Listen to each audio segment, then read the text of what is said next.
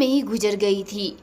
उसकी सौतेली माँ उसे ज़्यादा प्यार नहीं करती थी, उसके साथ सौतेला जैसा व्यवहार करती और उसे हर रोज मारती थी। पर बेचारी कर भी क्या सकती थी, चुपचाप खुद पर हुए जुर्म को सहती जा रही थी। सुनीता, अरे ओ सुनीता, कहाँ मर गई? जरा यहाँ आ। हमेशा काम के वक्त गायब हो जाती है।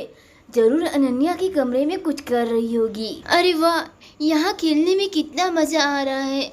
मेरी माँ तो मुझे यहाँ कभी आने ही नहीं देती। अच्छा हुआ अनन्या भी अभी यहाँ पर नहीं है। अरे यार, माँ तो बुलाने लगी, अब उसे क्या जवाब दूंगी। चलो जल्दी से चलती हूँ, वरना वो यहाँ खुद आएंगी तो मेरी पिटाई कर देंगी। सुनीता अपनी सौतेली माँ के सामने सर झुकाए खड़ी हो जाती है। अरे ओ सुनीता, सच बता, तो कहाँ गई थी? अनन्या के कमरे में थी या फिर मेरे कमरे से तुम पैसे चोरी कर रही थी? सच सच बताना। नहीं माँ, मैं तो बस अनन्या के कमरे को साफ कर रही थी, क्योंकि उसने बहुत सारे खिलौने को बिखार कर रखे थे। अच्छा तो ठीक है, अब तुम जाओ और घर की सारी सफाई कर दो, मुझे बहुत सारी काम है, मैं सोने जा रही हूँ। दोपहर के 2 बज रहे थे। अनन्या स्कूल से वापस आती है। वह काफी थकी हुई होती है, पर वह अपने कमरे को देखकर खुश भी रहती है, इसलिए वह जल्दी से बैठ जाती। सोनपुर नामक गांव में बहुत से लोग रहा करते थे। यहाँ के अधिकतर लोग अमीर हुआ करते थे, पर इस गांव में एक गरीब लड़की भी रहती थी। मानो वह गरीब ना थी, पर उसका इस दुनिया में कोई नहीं था। उसकी माँ के गुजर जाने के बाद उसके पिता ने दूसरी शादी कर ली और सौतेली माँ उसे नहीं मानती थी। सौतेलापन करती, सौतेला व्यवहार दिखाती। उस अंजलि की बच्ची को मुझे उसकी औकात दिखानी ही पड़ेगी। आखिर उसका इस दुनिया में है भी तो कौन? जो उसका पिता था अब वह मेरा पति है। कल को मेरे बच्चे होंगे तो मैं क्या करूँगी? माया ऐसा कहकर अपने पति का इंतजार करने लगती है और वह आज अपनी सौतेली बेटी की शिकायत लगाने वाली थी। तभी वहाँ उसका पति भी आ जाता है और माया से कहता है, क्या बात है माया, आज कुछ ज्यादा गुस्सा में लग रही हो।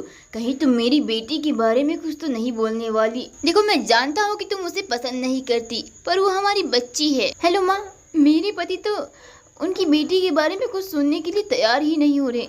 लगता है मुझे ही कुछ जुगाड़ करना पड़ेगा। अगले दिन सुबह होते ही वह अपनी सौतेली बेटी को घर से बाहर कर देती है।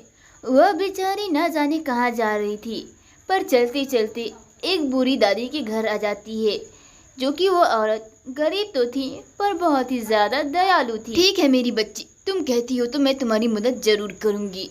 हाँ, मैं तुम्हें कुछ पैसे दे सकती हूँ जिससे तुम अपना कुछ काम कर सकती हो। शुक्रिया दादी माँ, मैं आपका यह एहसान कभी नहीं भूलूंगी, और हाँ, जल्द ही आपके पैसे चुकते भी कर दूंगी। आपने मुझ जैसी बेचारी को सहारा देकर एक नया जीवन दिया है। बूढ़ी दादी उसे पैसे देने के लिए तैयार हो जाती है और रीना भी अपना कुछ बिजनेस करना चाहती थी, पर वह क्या करती? मेरे ख्याल से तुम पानी पूरी की एक छोटी सी रेहड़ी खोल लो, वह बहुत बिकेगा। जी दादी माँ, मैं भी यही सोच रही थी, पर क्या आप मुझे रेहड़ी दिलाने में मदद करेंगी, क्योंकि मैं यहाँ किसी को नहीं जानती हूँ। अगली सुबह रीना पानी पूरी की रेहड़ी लेकर मार्केट की ओर जाती है और उसे डर भी लग रहा था कि आज का दिन न जाने कैसा जाएगा। लेकिन दुनिया में ऐसा कोई भी व्यक्ति नहीं जिसे पानी पूरी पसंद ना हो।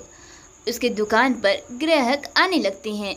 लड़कियां, बच्चे, स्कूल से आते हुए बच्चे भी उसकी दुकान पर आकर गोलगप्पे खाने लगते हैं। फिर वह उसी रास्ते अपने घर जाती है। हालांकि पहला दिन उसका थोड़ा सा सामान बच जाता है। वह जब रेहड़ी लेकर जा रही होती है तभी उसे बहुत ज्यादा नींद आती है। अधिक थके होने की वजह से वह सो जाती है। कुछ दिनों बाद उसकी दुकान और भी अच्छी चलने लगी। सारे लोग उसे जानने लगे और फिर उसका जीवन इसी तरह चलता गया। वह